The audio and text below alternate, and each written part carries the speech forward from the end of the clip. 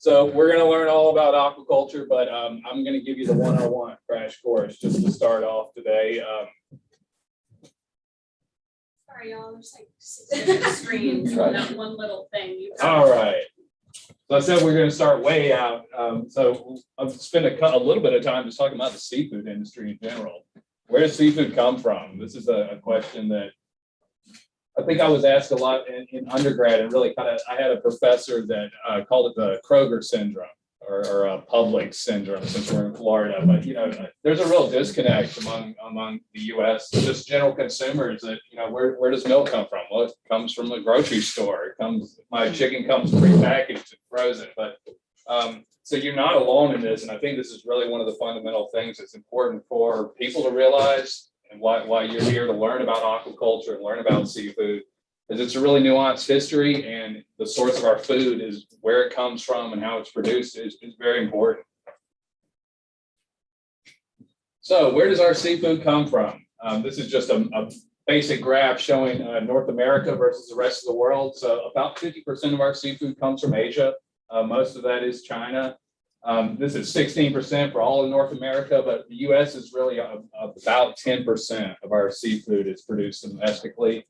And we have, second only to the U.S. oil deficit, we have almost a $17 billion annual seafood trade deficit.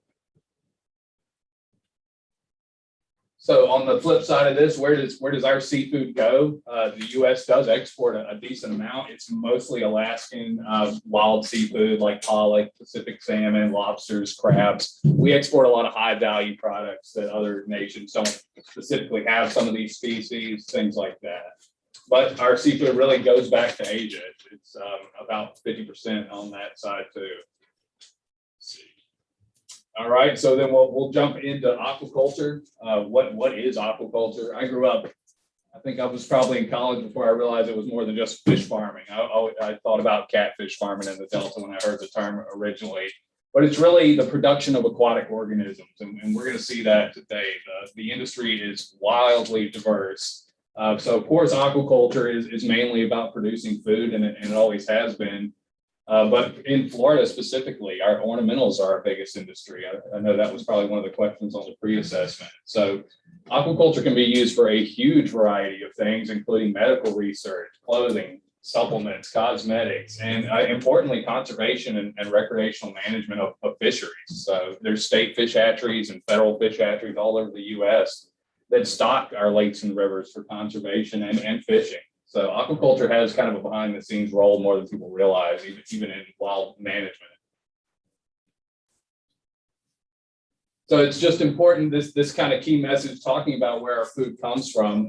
There's really two sources. It's coming from the oceans through wild capture, or it's coming from farms. So it doesn't matter what, it's one or the other, no matter where you are or what's going on. I included this, this is a picture of a lot of marine species come from wild capture in Southeast Asia, and that's really not sustainable. And Florida in particular does a lot of marine aquaculture and that kind of research, and learning how to produce clownfish, for example, in captivity protects wild populations. So this is a really good thing, and something that the industry and Courtney in the back especially is working on directly, which is understanding how to produce some of these aquarium fish without impacting the wild. So just a brief history of food fish, and this really is brief. Fishing has always been a part of the human story. Somewhere around 3 billion people on Earth today rely on either farmed or wild seafood as their primary protein source. So that's, of course, not in the U.S., but we're talking about more rural nations, and it is a critical part of feeding the world, more than most folks realize, and it still today is. Around 1 billion people rely on wild capture, and about 2 billion rely on aquaculture. But so we'll talk a little bit about where we're at with the status of global fisheries, and it's really overall not a good graph here. So we really are 90% of the oceans, our fisheries are at an absolute maximum sustainable level. Many are overfished, especially the high value species. So we're seeing a shift towards lower trophic level species as we move along through really over harvesting the oceans. So this is an important when we talk about the next slides, which is the growth of aquaculture. Why has this industry just exploded in the last several decades?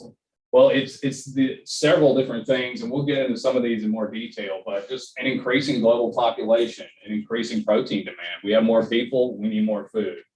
And increased demand for seafood in general. It's, you know, kind of become really understood how healthy seafood is. So people consuming more fish in the US and around the world.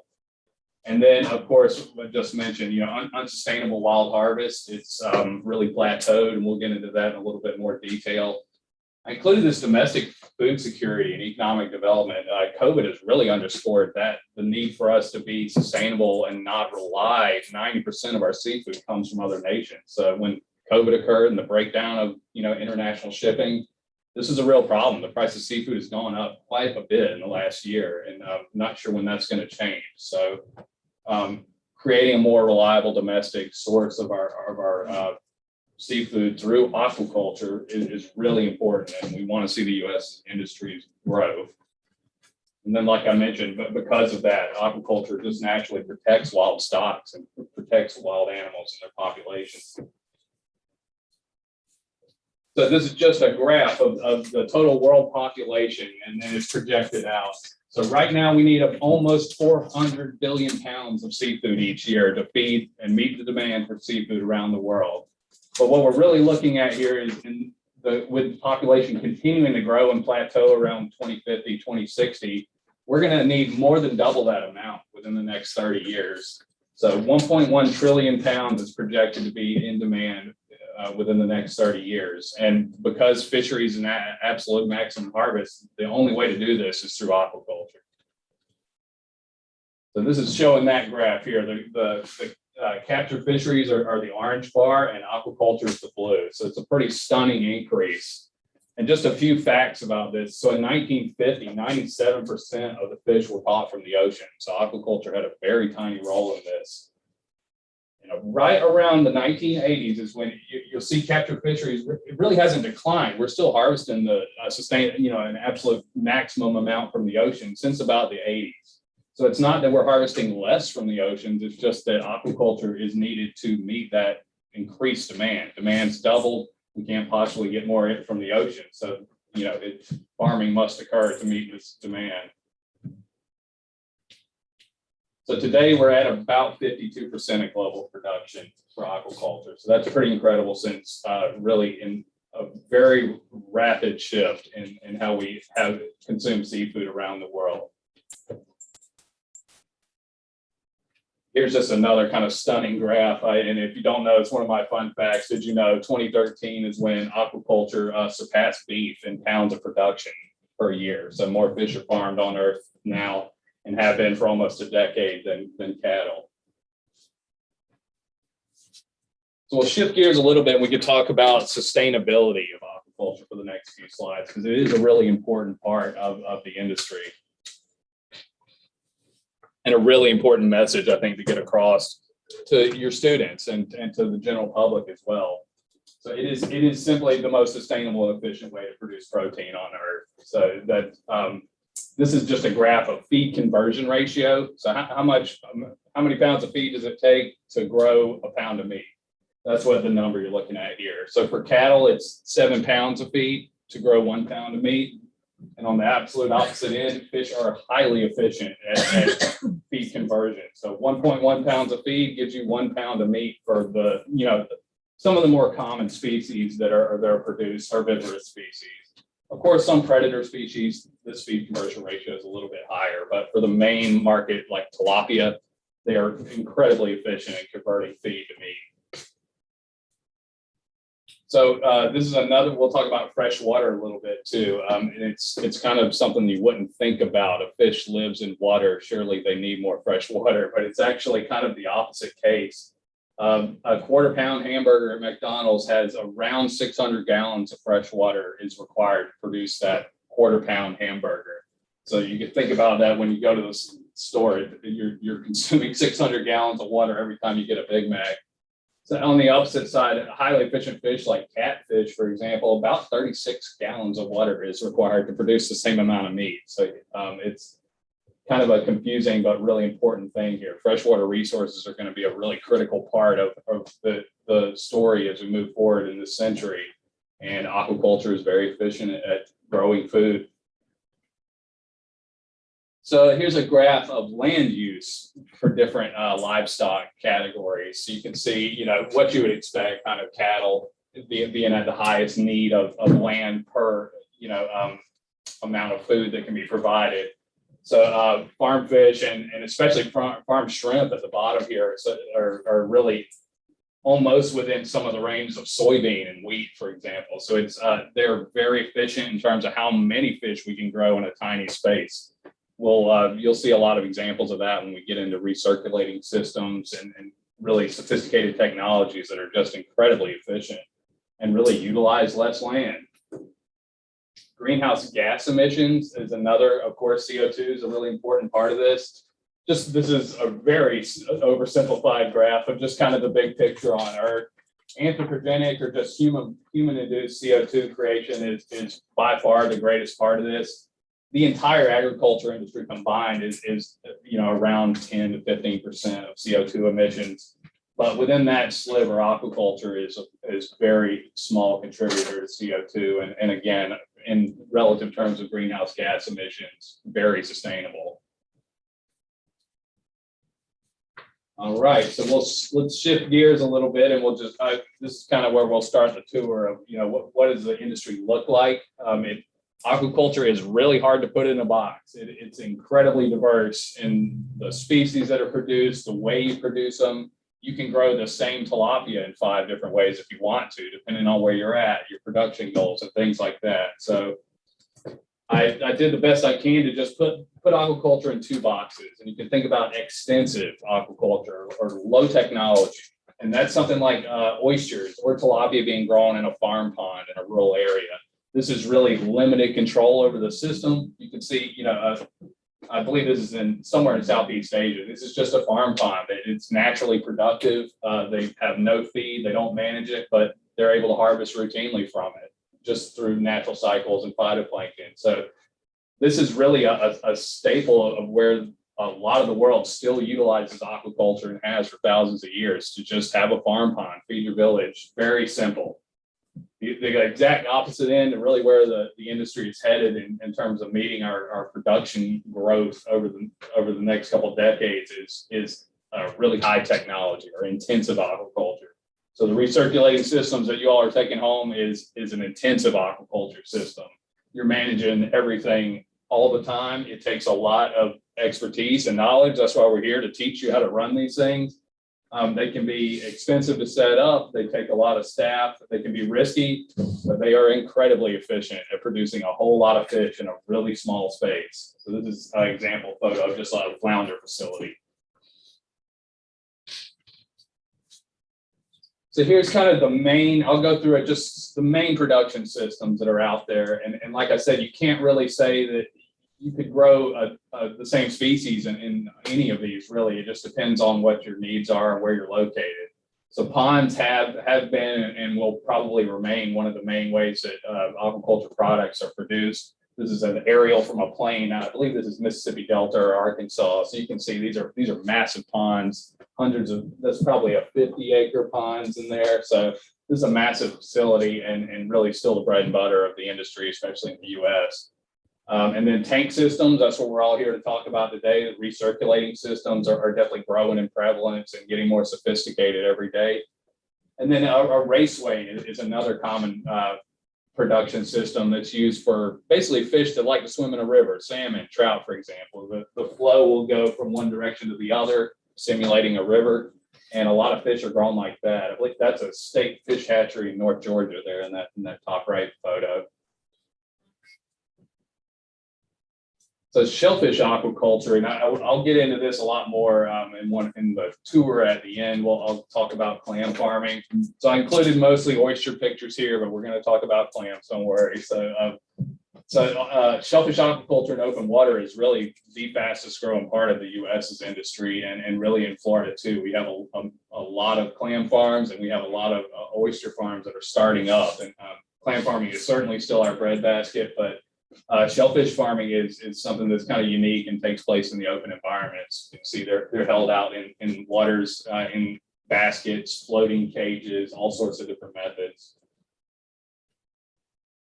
So offshore cage culture is another part of the industry, which technology is catching up to where it can be done with environmental sustainability in mind. And these are just a few pictures of some modern systems. The US, this is in Hawaii, I believe. This one's in Maine. So this industry has gone through challenges in terms of understanding how to do it properly without impacting the environment, and something where a negative perception certainly exists from old technologies, but we've seen incredible technological advances in net fins to make it sustainable. And there's a real drive to see this happen in the US and kind of be a leader in the future of growing these in offshore. So aquaponics, I included this one, of course, because aquaponics is really also growing. It's another one of those high-tech industries that's really kind of getting its feet under itself in the commercial sense. But aquaponics is the growing of fish and plants together, and it's kind of really even further increases the sustainability aspect of the industry, because the fish produce the feed for the plants, and we're going to learn all about this in the future. But just to know that we are seeing some pretty large, impressive, successful commercial aquaponics farms in Florida now and throughout the US. And I expect this industry to be a big part of the future as well. All right, so let's talk a little bit about the data before we get into kind of the Florida specific industry. So global food fish production, this is the top 6 countries in the world. The pretty easy take home message here. China is the giant in the room and has been. They produce around 62% of the food fish on Earth. The US is way down that list somewhere. I mean, we're less than 1% right now. So what are the most common food fish that are produced on Earth by volume? This is something that was, surprising to me, but you'll see 6 of the top 10 species farmed on Earth are carp, which is, you think about a koi or a goldfish as a carp. These are not really commonly consumed in the U.S. We don't think about carp as being a staple food fish, but in Asia they just are. It's something that are grown in extensive farm ponds, for example, and they produce a lot of carp every year. Some of the other big take-home ones, you would guess tilapia is around number 5, and Pacific white shrimp are also right there with tilapia as being a staple that you're used to seeing at a grocery store. So just another graph of global shellfish production. Again, China is 83% of global shellfish production. The U.S. does fall in here, though we are 1%. So our shellfish industry is one of our most rapidly growing industries, and I have a graph later to talk a little bit more about that. But again, China's a giant in the room, but the things are shifting and changing, and the industry is growing in different ways. And I guess just to circle back on that topic of domestic food security, what you're seeing is China exporting less, as their standard of living in really a lot of Asian countries is increasing, and as such they're exporting less of their seafood, and it's increasing prices as well. So this is another reason why we need an American industry to be sustainable, because we're seeing less exports come out of China or prices for exports increasing. All right, so the main products in the U.S. This is just an example, and you can see it's a huge diversity, and Florida is the prime example of diversity. But we have everything from fish and shrimp, which are the staple food products, and then as well we've already talked about shellfish. We also have aquaculture certainly includes aquatic plants, seaweed, mangroves, all of our unique aquarium plants that are produced here in Florida, and as well as reptiles and turtles. So we're on number 2 in the U.S. for alligator farming, if you didn't know that. And we'll talk about gators in detail in a little bit. So here's a graph, just 1998 to 2018, what's been going on with the industry. So the overall trend is across all these categories. The industry is growing in terms of value. So the blue box on the very bottom, this is our food fish industry. So it's still the staple of the U.S.'s output and our volume. But you'll notice I guess that's a mustard colored box. This is shellfish. So you can see a dramatic increase in the shellfish productivity in the U.S. over the last 20 years. That's by far the fastest growing sector of the industry. So while food fish was about 70% of the US's total aquaculture value, it's now at about 47%, something like that. So it hasn't really changed. It's just that the industry and these other commodity sectors have been growing rapidly. Oh, well, this is important too. So our top 5 species, catfish is still king, of course. That industry went through a dip in the 2000s, but is fortunately starting to bounce back. So, and then trout is our number 2, crayfish, tilapia, and then perhaps salmon. USDA didn't report an actual value in 2019, but it's assumed that salmon's number 5. All right, so we'll spend the rest of this talk, let's talk about Florida's industry specifically. So we have about $100 million in farm gate value coming out of our farms. That is a real asterisk on that. Aquaculture data is not great. But even the census has a very low reporting rate. So we anticipate that, and in your binders, you'll have our best take on aquaculture data in Florida. I would really rely on that. But there's a lot of unknowns, and I'm very confident the industry is actually probably a lot larger than what we see in USDA census of aquaculture. Now we do know because the Division of Aquaculture certifies and regulates all the farms of Florida. We have around 1,000 commercial facilities in the state, and that fluctuates a little bit every year, but we've been pretty stable. And then we have 800 different species in production and untold varieties within that. So this is a breakdown of just so this isn't by like value or anything. This is just literally the numbers of farms per commodity sector. So the ornamental industry has always been around 50%, but it's been not that it's declining, but the other parts of the industry have been growing. So ornamentals is still our breadbasket. Around 40% of the farms that we certify are ornamental farms. And then, of course, aquatic plant farms kind of fall into that ornamental category as well. But we have seen shellfish grow very quickly. That was probably 10% 5 years ago. So it's rapidly increasing in our number of shellfish farms in coastal waters. And then some of the other sectors are there in 10% food fish, around 10% alligator. All right. So I think I mentioned this already, but we are by far the most diverse state in the U.S. in terms of aquaculture production. We have the greatest diversity by a mile over other states. So you can guess why. We're the only subtropical climate. We're simply just able to produce a lot of different fish very cheaply in outdoor ponds in the southern part of the state. If you get below the freeze line, you're able to produce a very unique species that nowhere else in the U.S. can do. So that is really one of the main reasons that we have such a diverse industry. But Florida also just has a really good infrastructure for shipping. Port of Miami and Port of Tampa are massive ports in the United States, as well as our I-10 corridor and our I-95 corridor. So we're able to harvest tilapia in Miami and get them live within 24 hours to New York City or Toronto or Houston. So and then we do have, I'll brag on the division a little bit, we do have very unique streamlined regulations in Florida. It's not normal to have a division of aquaculture at a state level.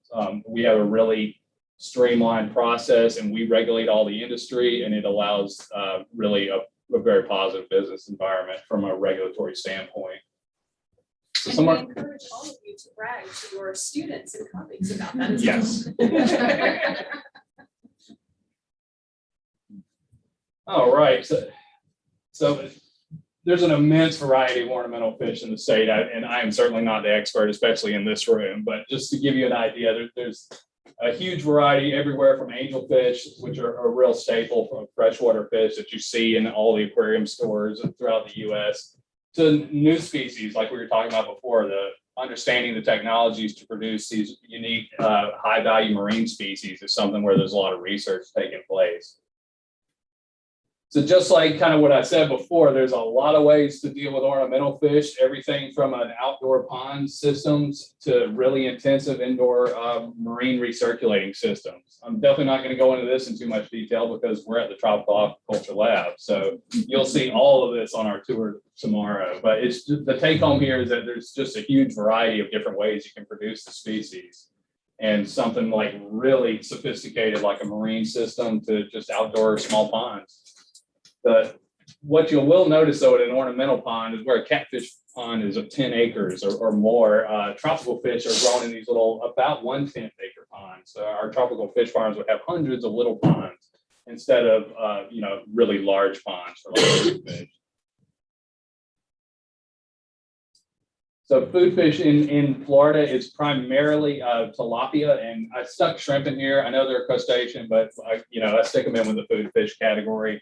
Those are really our most popular food fish in terms of production and value.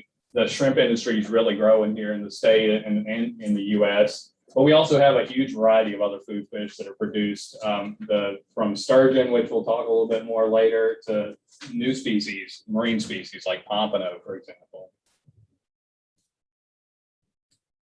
So food fish farms, just like I'm a broke the wheel here, but everything from classic pond culture to tank systems. And these are just some examples of different farms in Florida.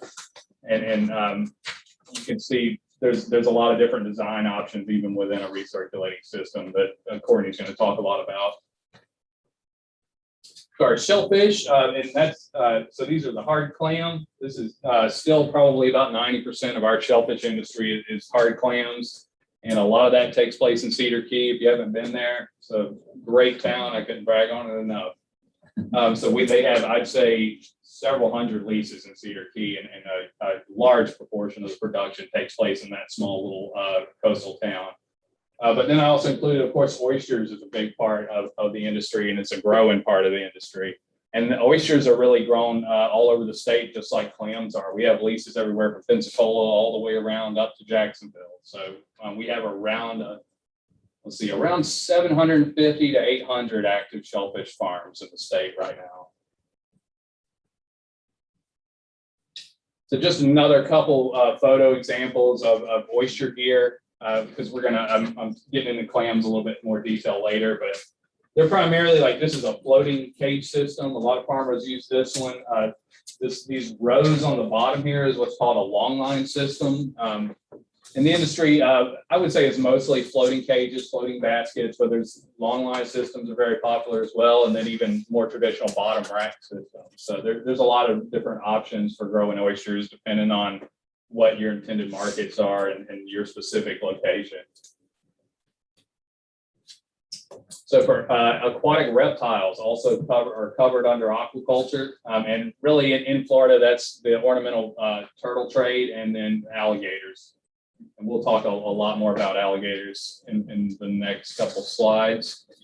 So I did want to include our aquatic plant farms in here as well. There's a big variety of those, but every little aquarium plant that you see all throughout the U.S. in pet stores are really a large majority of them are produced in Florida still.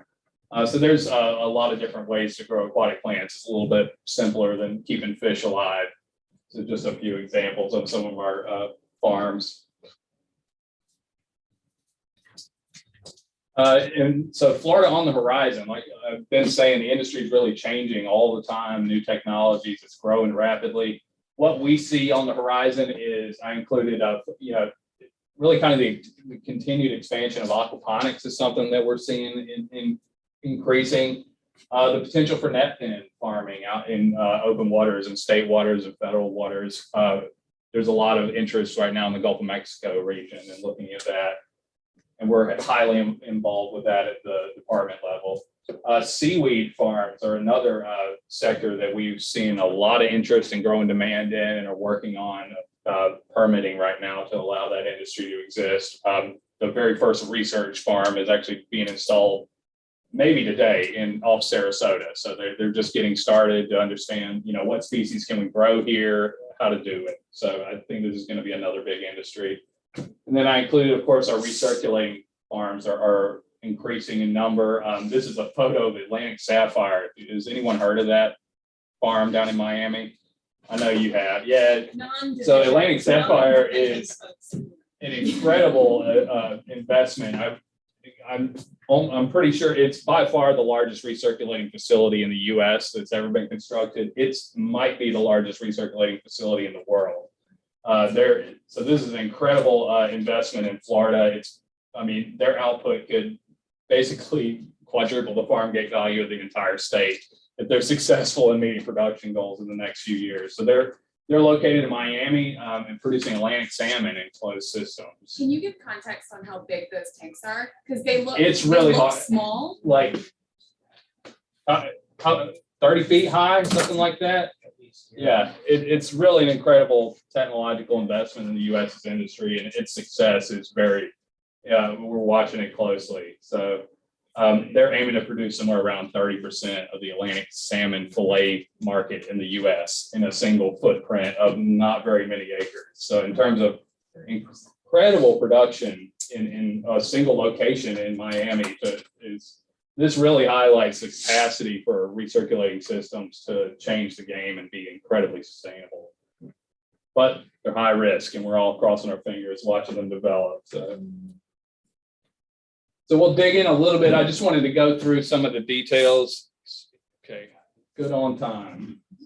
So just to highlight kind of how these farms operate, a little bit of the nuts and bolts. I know we're going to, you got presentations coming in the future that are going to highlight some more, especially in recirculating, obviously, in food fish sectors, but just wanted to give kind of like a little virtual tour of some of our farms.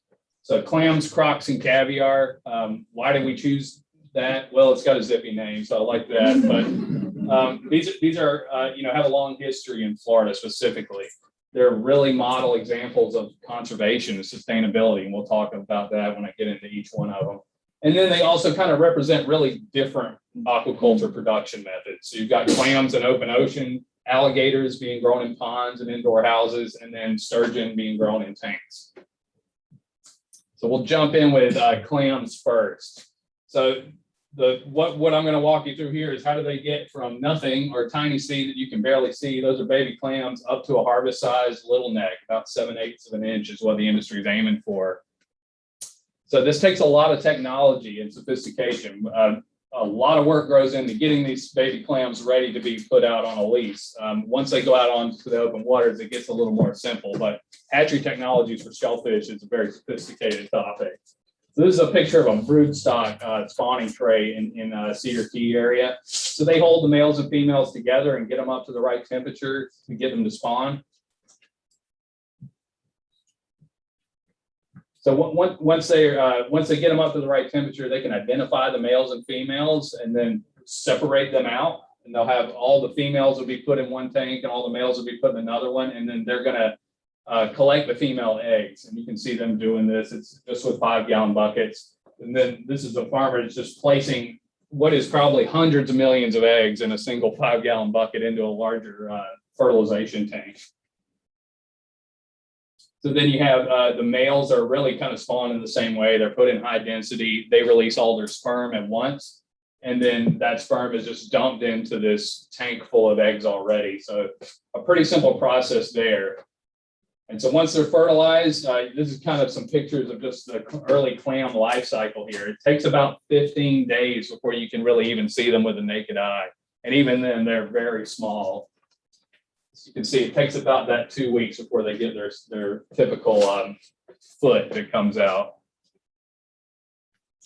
So the trick with growing shellfish, and something that's often overlooked, is not only is it kind of complicated to get clams to spawn, but clam hatcheries and clam farmers are really algae farmers too. Clams and oysters require really live algae is the best option. It's the cheapest option to produce shellfish. But growing algae is a really complicated business. It's very, takes a lot of knowledge and know-how and labor to keep these algae culture systems running and keep them from crashing. Because if you don't have a food source, you're in trouble really quickly with a really small shellfish. So they have a lot of these are automated systems that can control CO2 injection being the main thing that's going to feed algae, but also light and some other chemicals as well. So once we have about a clam about like that, 2 weeks old, we call this just seed. So they're leaving the hatchery, and now we're going to talk a little bit about the nursery stage, which is where it gets a little more. They're a little more on their own now. They're typically taken out of recirculating hatchery systems, and they're going to be moved into flow-through systems. So they call it there's kind of two different types of flow through systems, and these are used for different phases. One is where an upweller, which is where the water is. So you can see this is open water. The clams are really being, exposed to the environment now. They're feeding on just natural food that's in the water. But depending on the life stage, it's better for the clams to get food upwelled through their holding tanks. But then in other parts, this would be a raceway that's just pumping seawater, and then they're being brought down a downweller system. So there's a huge variety of options and designs with this. I think I've got a few more photo examples.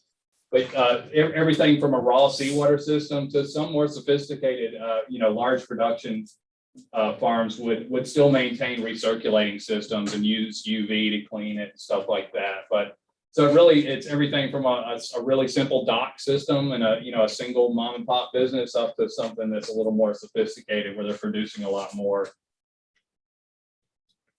So once the clams get up to about 4 to 6 millimeters, they're then placed out in open waters on our aquaculture leases. So the division does handle all the lease administration. We're work with the industry when they submit an application to establish a submerged land lease in state waters of Florida. Like I said, we have about 750 right now. So once the clams are just big enough, they're in the juvenile grow out phase, about 10 to 20,000 will be put into these 4x4 nylon mesh bags. You can see a picture of it on the beach there, because you're really looking at a lot of clams here, but you'd never know they're there besides their PVC corner markers. So clam farming, unlike oysters, takes place on the bottom. So it's they use less than 6 inches of water column. So they're placed in a nylon mesh bag. Then you can see there's a cover netting that's placed over them, especially when clams are in a juvenile phase. They're pretty exposed to predation. So they put this cover net on there to stop black drums and rays from eating a lot of their crops. So at about 3 to 6 months, they'll be split up. So the farmers will go out there and basically just take the bags and reduce it from 10,000 seed per bag to about 1,000 clams per bag. And then they're going to be left down for about a year. It really depends on where you're at, how fast you can grow the clams. Food source and temperature does matter a lot. But once they're split out into the grow out bags with about 1,000 per bag, they're left and they're ready to go when they reach about that little neck 7/8 size. So you can see this is a little bit better of an example. You can catch one at low tide. It's very rare that our clam farms here are exposed, but in other parts of the U.S. where they've got 5-foot tides, it's something more common that you would be able to actually see the farms. So once they get to the size that they want, they're harvested, put on boats, and then they head to the processing facility. And once the clams are harvested, they do go through tumbling, so they're cleaned and pressure washed, sorted into the right categories, and then sold to markets. Right, so we'll shift gears and we'll talk about alligator farming for a little bit. So alligators are having, to me, a really fascinating history and a very Florida specific history. So I think it's always interesting to include this. So obviously alligators have been hunted for as long as humans have been around to utilize them. They have excellent meat. Obviously their leather is very valuable. Interesting fact, alligator leather was used for Confederate boots in the Civil War when other products were more scarce and leather in general was scarce. So Florida had the first commercial alligator farm in the U.S. in 1891. And that's actually, if you haven't been to the St. Augustine alligator farm, that's it. This is one of the original photos of it there and some down here. So pretty amazing. Now they've obviously kind of switched over to being more of a zoo, but we still have a really robust alligator farming industry in the state here. So I use alligators because they really are one of the prime examples, especially for Florida, of conservation, of what aquaculture can do to protect wild species. This is just a graph of the production of hides and meat in Florida. And this would be wild and farmed alligators. But in 1977, alligators were listed on the Endangered Species Act. The best data was that there were less than 100,000 alligators in the United States in 1950. So their populations were decimated by hunting for their high value and meat. When ESA passed, alligators were listed, and they're a real success story in terms of very quickly, within 10 years, alligators were completely removed from the threatened list. And today there's 2 to 3 million alligators in the US, about more than 1 million in Florida. So this is an incredible story of aquaculture stepping in, stopping poaching, black markets, commercial harvesting of wild animals, and still meeting the demand for leather and hides. So we'll talk a little bit about this with sturgeon too. It's the same story of, you know, the unsustainable wild harvest and then farming technology being invented, and we're able to meet market demand, provide the products that people want while protecting wild populations at the same time. So alligator farming is a really interesting one, and I'll definitely talk a little bit about this, how they actually collect eggs and stuff like that. So nesting for alligators takes place in June, July in Florida. The females lay about 20 to 60 eggs, and if you've ever been around there, they viciously defend their nests. So don't mess with alligators in June and July, basically. So, no, you can. They're big babies. Yeah, alligators. Don't be scared. It's the crocodiles you're going to worry about. So eggs hatch after about 2 months. So the females are just guarding their nest. You can see some photos here on the bottom. So the farmers have a very short time to collect the eggs from the nest. And this is alligators. We do have a lot of farms that have brood stock and they lay eggs on site and they're completely captive reared. But the FWC does maintain a very successful egg collection program and has for decades, going back into the 70s. That's what we're going to talk a little bit more about. It's pretty interesting stuff. So for farms that do have broodstock areas where they're going to collect eggs and contain their adults on site, this is an aerial photo of one. Why do they have curvy ponds? I always ask. That's weird. So it's to maximize their basking and egg laying space. A curvy pond simply has more bank. So that's the best way to maintain adult alligators in captivity. What's another term for that? In the room, you have it's curvy so that there's more surface area. Never heard of that. All right, so the really neat story here is about the egg collection, though. I mean, this is a cooperative program with FWC, the Department of Ag, and then, of course, the farming industry itself. So the egg collection program is critical to supplementing farmed egg stocks, and it's done very sustainably as well. It's the amount of eggs that they collect is a very low proportion of the wild eggs, but at the same time, alligator survival is very low in the wild. I mean, their eggs are not likely all to hatch. So collecting a really accurate amount of them each year has absolutely zero impact on wild populations.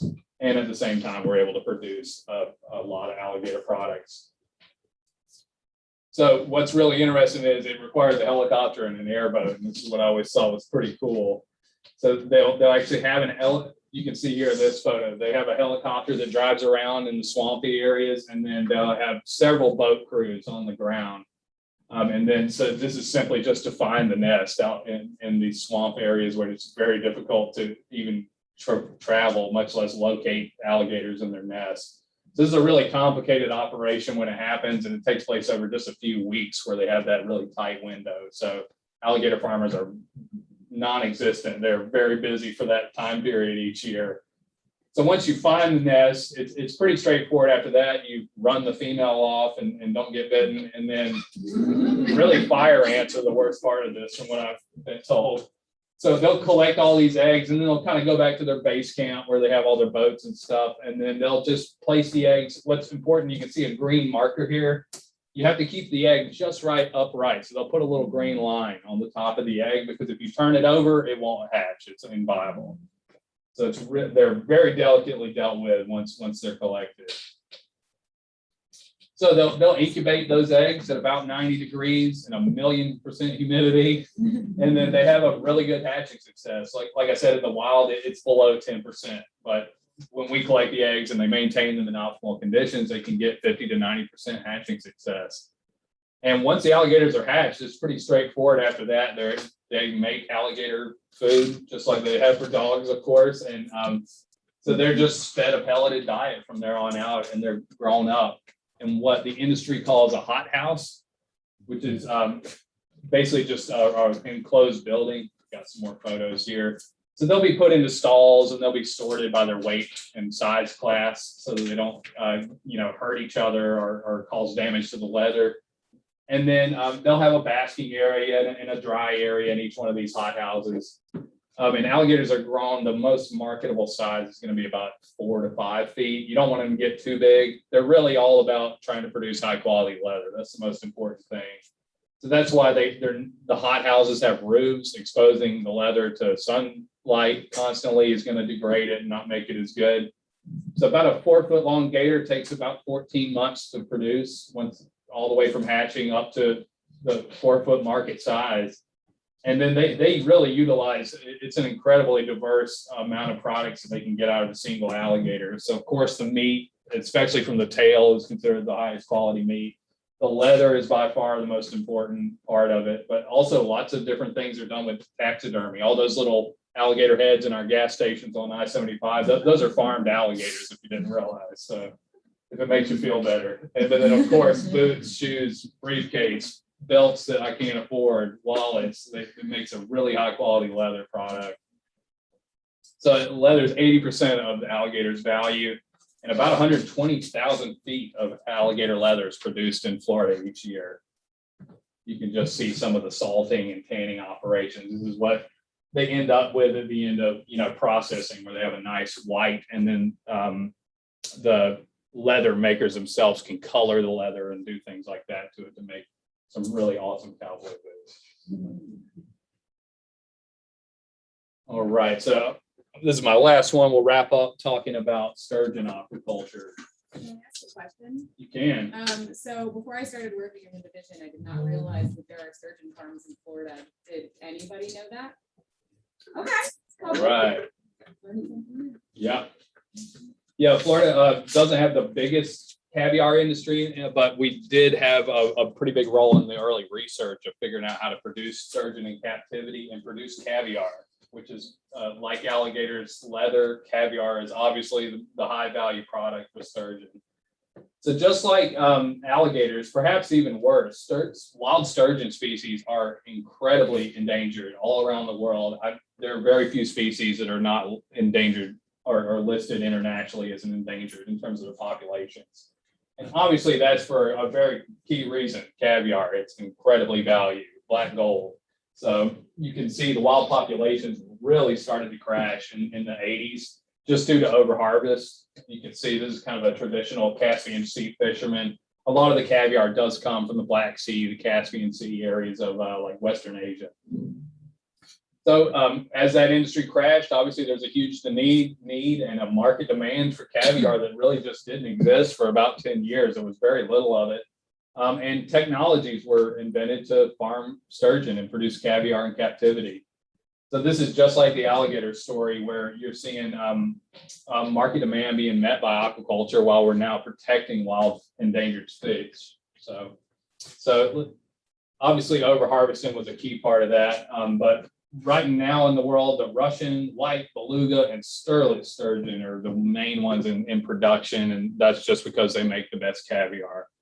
Beluga is renowned for its caviar, but they are very long-lived and it takes a lot longer. So you're typically white and Russian sturgeon are what you're seeing, and if you're out there buying caviar next weekend. So I included sturgeon. They're almost exclusively grown in recirculating intensive systems. It's a very complicated process.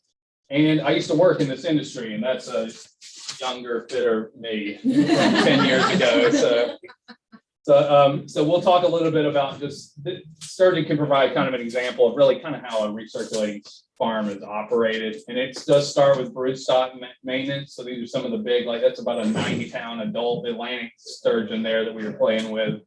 So they're going to utilize induced spawning or hormone injections, as well as temperature control, photoperiod control. It's a very sensitive and complicated process to get sturgeon to spawn. You have to watch.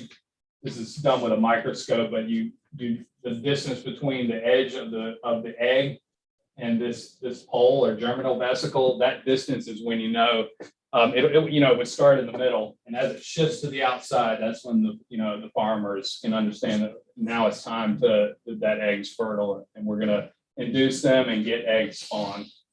And these are hatching jars, but you can see just hundreds of thousands of little eggs in each one of these jars. Hatching jars are used for all sorts of different species, but it basically is just a way that the eggs can tumble and very carefully be incubated while they're clean and oxygenated really well. So once you have baby sturgeon, which you can see down here, fry, they're fed something around 30% of their body weight for quite a while. And they're going to be kept in pretty small tanks at a lower density than you would for juveniles or adults. So they're going to be hand fed because you really want to watch them closely. You have to keep these tanks immaculately clean and always removing the dead ones. So they'll go from about 0 to 10 grams in the hatching system. And then they're going to move to some larger tanks. These are about 4,000 gallons. So once they get up to about a few inches, they're going to move to these 4,000 gallon tanks. Feed rate does go down, but still 5 to 8% of their body weight a day in feed. But this is done with automatic feeders, and this is pretty typical of food fish farms. You can see those hanging on the tops of the tanks there. Really just a feeder with an auger, and it just knows when to drop the right amount of feed each day.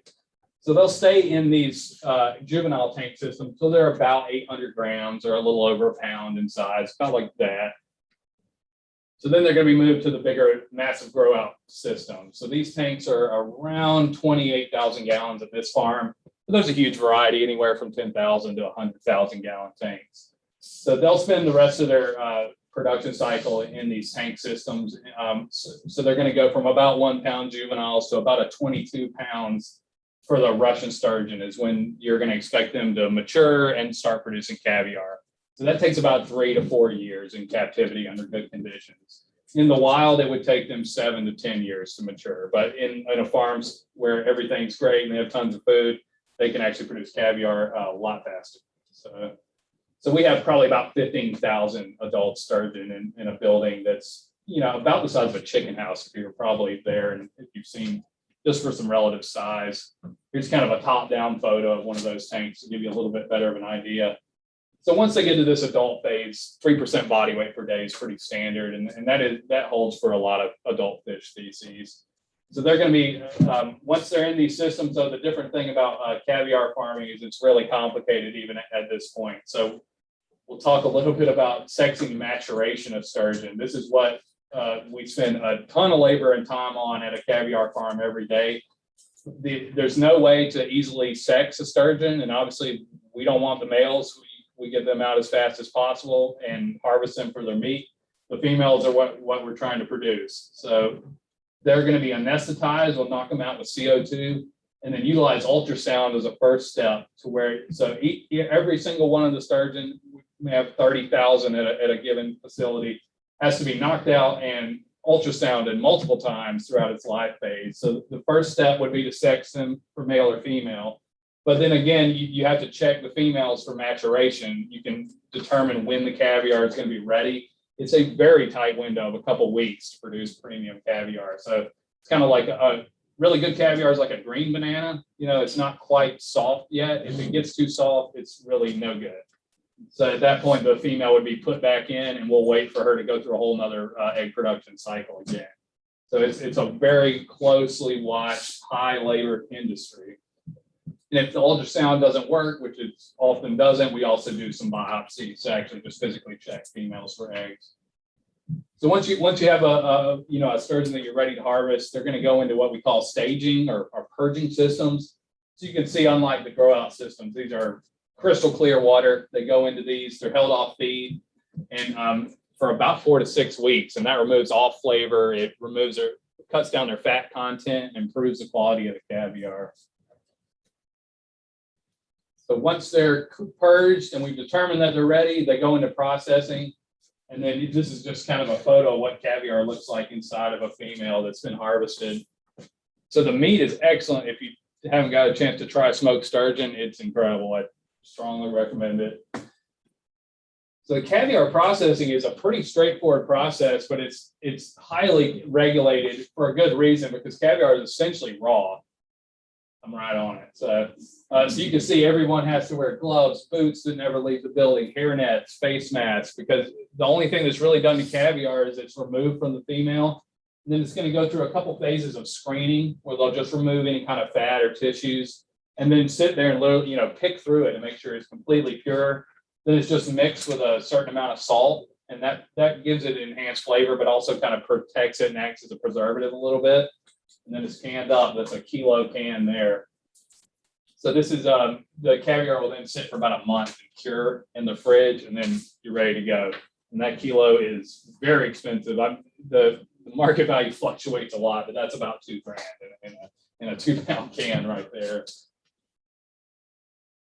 So the filet meat itself, like I said, is excellent, and they do get a pretty good market value for that as well. But obviously, it's all about the caviar.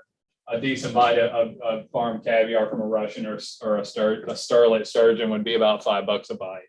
Now, I can't afford caviar, but I will say it is delicious, and I ate a lot of it. So I like it, but I don't know if it's worth $5 a bite. That's up to you. So. All right, so I think so that wraps up my big intro presentation, and I think I got time for a couple of questions. All right, good. Yes, sir. Any concern, how do they protect for biological impurities, like viruses in, when you're doing the closed circulatory system? By diagnostics. So a lot. Continuous, I suppose. Well, it's about when you bring animals on any of these farms, especially like white shrimp or sturgeon, they do have, you know, serious global viruses. So you're going to test those animals. They work with a veterinarian and make sure that the animals are brought on to the farm are clean and don't have any viruses. And then these farms operate with intense biosecurity, which I think you all will need to know a little bit about this too, even for a single tank, but just making sure they're in optimal health, and for viruses, stopping them from ever coming in. So like the white shrimp, for example, has a lot of viruses. And we actually have regulations in Florida where no white shrimp can come into the state without the Department of Agriculture reviewing the diagnostic reports. It's really important that the entire industry maintains that virus-free status. We had a question on the chat. Is the meat processed along with the caviar? Yes, the meat is processed, but I mean, it's separate. The meat would just be filleted and then smoked, brined and smoked. So there's a whole little special room for caviar. So. And for those in the room, I know Charlie How would you referenced monitor this guy in the front. sturgeon in So the terms of Florida Aquaculture caviar Industry production? overview. Oh, hold on. Where- Sarah, hold on. We have Quality assurance? hold on. We have a In question. the wild Mhm. or wild catch? How would you do that? I think in the wild, it's just seasonal. So like in the wild, they're all going to mature during a tight window, kind of like alligators when they lay eggs. So all those fishermen know exactly when to go out there and get them. So, but the quality is not going to be as controlled. So I would imagine there's probably some waste. Other question? Oh, yeah, go ahead. I was just wondering with the wild caught alligators, when they're taking the eggs off the nest, do they take all of the eggs from one particular nest?